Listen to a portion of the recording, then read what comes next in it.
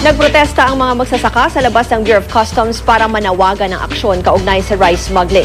Hilig nila panagutin ng mga ahensya ng mga sangkot sa mga iligal na aktibidad. May news to go si Lay Alves. Lay?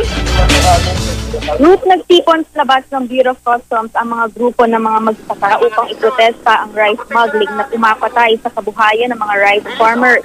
Hiniling nila sa DOC na sampula ng mga rice smugglers. Kasuhan daw ang mga ito at ipakulong, gayon din ang mga kasabot manon ng mga ito ng mga tiwaling opisyal ng customs.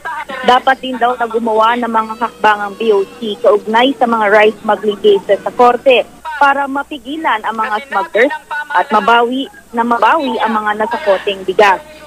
Kasabay ng kilos protesta ay nagsagawa ng dialogue ngayon ang mga leader ng farmer group kay Commissioner John Sevilla para personal na iparating ang kanilang mga hinaing at mungkahi.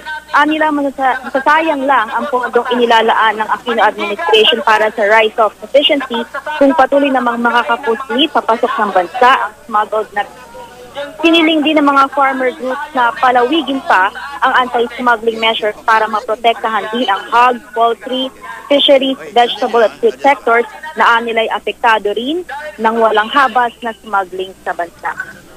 Yan muna ang pinakahuling ulat mula rito sa Bureau of Customs. Balik sa iyo, Ruth. Maraming salamat, Lay Alves.